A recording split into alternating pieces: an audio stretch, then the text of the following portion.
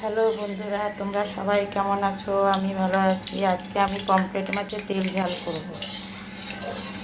প্রথমে কড়াইতে তেল দিয়ে দিলাম, তেলটা গরম হোক, তারপর মাছগুলো এক এক করে ছেড়ে দেবো।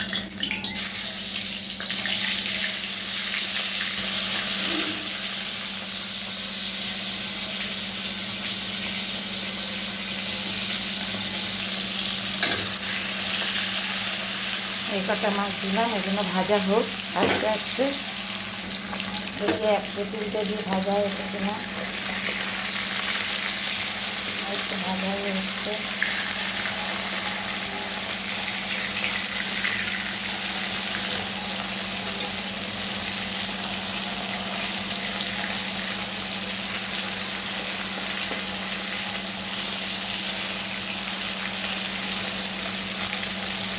এরকম আমার মাছ ভাজা হয়ে গেছে। আমি মাছটা তুলে রাখছি এক এক করে।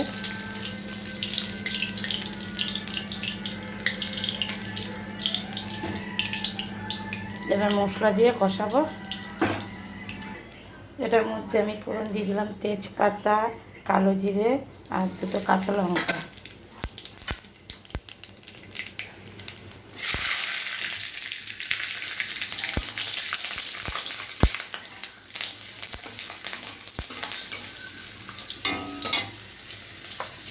তার মশলা রাখা সব বেটে রেখেছি, সেই মশলাগুলো সব দিয়ে দিলাম। পেঁয়াজ, কাঁচা লঙ্কা, টমেটো,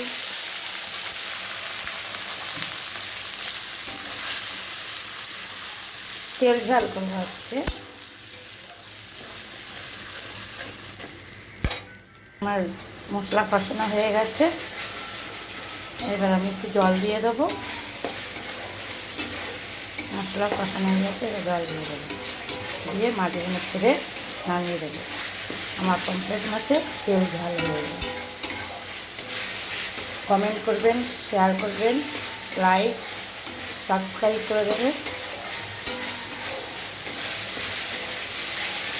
কমেন্ট করে জানাবেন কেমন।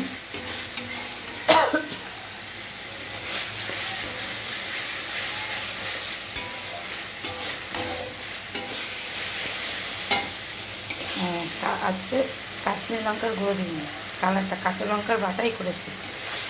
কত সুন্দর এসেছে কালারটা।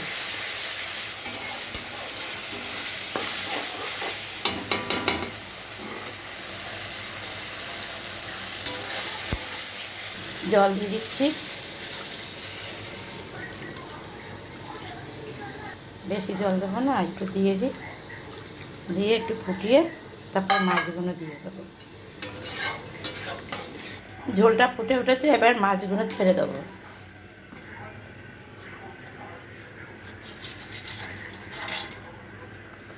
মাছগুলো ফুটে উঠলে, সিদ্ধ হয়ে গেলে নামিয়ে দেবো। ভালো করে টকবক করে ফুটে উঠুক ঝোলটা। এবার একটু ঢাকা দেবো, দিয়ে থালায় ঢেলে নেব। তখন নুনটা একটু দিয়েছি, এখন আবার একটু দিয়ে দিচ্ছি। আমার পমফ্রেট মাছের তেল ঝাল হয়ে গেছে। এবার নামিয়ে দেবো, গরম ভাতের সঙ্গে পরিবেশন করে খাবো, ভালো লাগবে। হয়ে গেলো আমার তেল ঝাল। দেখুন কালারটা কত সুন্দর।